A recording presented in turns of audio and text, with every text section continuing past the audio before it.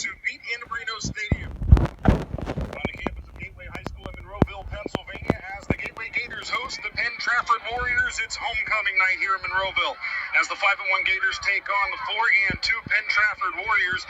Adam Gusky, Vince Russo on the call for you here on the NFHS Network and the Trib Live High School Sports Network. Good to have you along with us this evening. And Vince, this is a game every year that means so much for both of these football teams heading into the playoffs. It's the battle of the bell, but beyond that, this has traditionally been the matchup of the two teams that go head-to-head for the Big East Conference title each and every year. We saw that hold true last season. Penn-Trafford won 15-10, stopped Jaquan Reynolds late in the game on a drive for the Gators trying to win that game, and then the Gators finished second in the conference.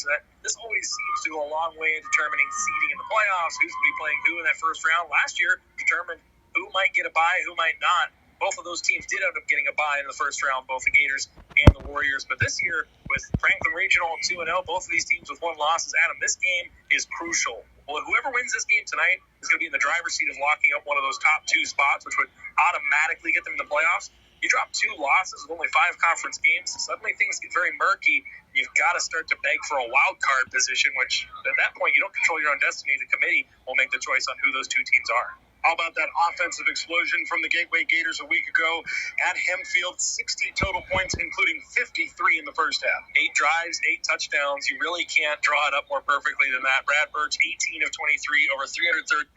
Colin Green, he's graduated. They haven't killed who the Gators just took it in between two longtime rivals in the eastern suburbs of Pittsburgh.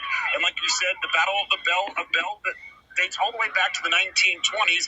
It lasted until the 1950s when Penn-Trafford began their merger and Gateway began their merger, and then it was brought back in 2008. Yeah, the Gators going to look for some payback after falling last season, losing 15-10. And they get the chance. They lost on the road last year in front of a packed crowd. A lot of folks here at Marino Stadium. They're looking to try and settle the score here on their home turf. Setting the scene for our radio audience, Gateway, gray jerseys, black pants, near sideline with the black lids, gold Gators emblazoned upon their helmets. Far sideline, Penn-Trafford Warriors, white tops, green bottoms, green lids, with the arrow on both sides. And we are underway in Monroeville, PA, as this ball will carry all the way back towards the 2-yard line, where it'll be returned by a Gateway Gator. Finds a crease for a moment out across the 25, and then he will be driven back and brought down. Kenny Lewis on the return for the Gateway Gators. Here comes that Gators offense. These two teams, one thing is for sure, both of these teams love to get after it on the defensive side of the ball. Both have playmakers on offense. But the thing that we always see between Penn-Trafford and Gateway is physicality. These teams don't like each other. They know that when these two teams play, everyone from around the WPIO is watching to see which team's going to come out on top. So there's a lot of pride in this game and a lot of physicality. Shotgun formation for Gateway. It's Birch off of play action. Tossing down this near side right has Dallas Harper open, and Harper cannot pull that one in as it came to the near sideline. And yes, that is Dallas Harper wearing a different jersey tonight, wearing 13, not number 5 as usual. He switched it up. Remy Bowes wearing 32 tonight, throwing back to the number he wore last season. That one just looked like it drifted a little too far out toward the sideline. Birch was so excellent last week, but that one just a touch off the mark there. Could have had 6 there if he would have put that one on a rope. And off Reynolds, finds a crease to the left, drives his way out towards the 30-yard line before being brought down. Tap on the play by Terrence Hall Tarabella for Penn-Trafford. And Reynolds averaging almost 5 yards a carry thus far on the season, 3 touchdowns last week. I think the Gators are at their best when this offense flows through him, both catching the ball out of the backfield and getting an adequate amount of carries, which we saw him do last week. Trips right for Birch, 2 receivers to the short side left.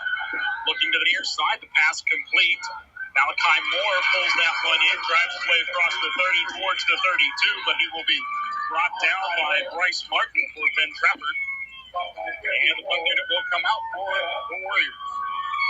Good job there by Penn-Trafford, just keeping everything in front of them, knowing where the sticks were, where that line to gain was, and making sure to be, let the guy catch the ball, but be sure tacklers after that. And just that, and force the 3 and out. Well, Plaskin will kick it away for the Gateway Gators. Catches a good snap, and we'll get this one. Pleasant good evening and welcome. Roll dead at around the 33-yard line as it's down by Demetrius Harper. He's lucky that one sort of went up and then died quickly and came down in a nosedive. It was an odd kick there from Plaskin, and he had a lot of time. There was really no rush coming from the Warriors there. Luckily, he was able to get that one off and get a good bounce, because if not, that had the potential to land at about the 45-yard line, but they got about another 12 yards out of it. Pistol formation for the Penn-Trafford Warriors. QB Conlon Green running to the left. Green, 6'4", 250, big-bodied QB. Basically looks like Ben Roethlisberger as an example. Green picks up a few, and it's second down, and we'll call it 6. He's the kind of runner that's going to wear people down over the course of a game. Going to force more than one guy to get in there to bring him down. Green actually getting attention from Temple. He has an offer for his prowess as an edge rusher on the defensive side of the ball. So not very often do you see. Sometimes you see a quarterback play corner, safety. Very rarely do you see a quarterback also playing edge rusher. So Green in the shotgun, 2 receivers right, a wing and a receiver to the left. Green's going to run to the right, tries to turn the corner, and he'll be hauled down. Like you said, initial contact, not enough to make the stop, though Ricariel was the first Gator there. He's going to have to lean on that if he's going to want to be successful, like going through people, because he does not look, at least early in these first 2 plays, to have the speed to be able to get past Demetrius Harper, guys out on the edge for the Gators. Every week, the Gators bring so many athletes out onto the field for these offenses. They're going against a defense that is faster than most of the defenses they're going to play, if any, throughout the rest of the season. Green, shotgun all by himself back there. He's going to run to the right. He's going to be met at the line of scrimmage and driven back. A gang of Gators there leading the charge. Remy Bose amongst others. Now we got 4th down and a long one, and it's decision time for Gateway teacher John Ruane. Just an excellent job there. Look how many black helmets get in there, how many Gators flock to the ball and just start pumping those legs, driving the ball carrier back. It looks like they might at least keep the offense on. We've seen a lot of teams pooch punt this season. We'll see if they go with that, if that's a part of their repertoire, but not likely because Green's under center. Yeah, Green steps under center with a motion man coming from left to right, and the left end moved early for the Penn-Trafford Warriors. Before the snap, false start on the offense. 5-yard penalty. Still 4th down. Well, that's going to change the dynamic, and as you see, the punt team will come out quickly after that. Those are killers, and it looks like they would have gotten the edge there had that been settled, had the ball carrier motion. I like the play design there, giving it to Owen Demiri, hitting him on the end around, and fortunately has some movement that negates that. Snap falls out of the hands of the punter. Now he tries to throw, settles his feet back down, and will be wrapped and brought down. As the Gators all over that one, I think it was Ahmad Harris who ends up bringing down the punter. As the Gators were all over that one, all you need is to give them an extra second, and that will finish off the play. And forgive me, it was not Harris, it was Ricariel who makes the play for the Gateway Gators. Ricariel playing solid here on this first series defensively, and then carrying that over into the special teams play. They took no time. That little bobble there, all of a sudden the guys pinned their ears back, get after the punter. There was nothing going there, just a bunch of black helmets, gray jerseys there in his face. And now the table's set for the Gators. Great field position here at the 24-yard line. So a turnover on downs, 1st and 10 for Gateway. Ball's at the 24 as Birch is going to tuck and run inside of the 20. He'll roll down towards the 17 where they'll mark him down. That was a really nice job.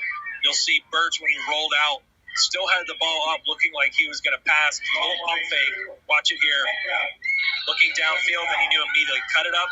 Nice job there, selling that with his eyes, and then darting upfield for a nice gain. High snap, Birch, play action, tosses, finds Inez Jordan, who tries to cut his way to the goal line. They'll mark him down inside of the line. Or did they say it's a TD? No.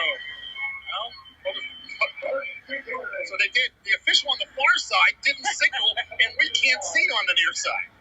There we go. Lights are going off. 6 on the board. Jordan with a nice job there. Kind of freezing up the defender right here. Takes that step back, makes the man miss, and then just plunges in for 6. Excellent. Like I said, the official on the far side was running in like he was down inside the one. They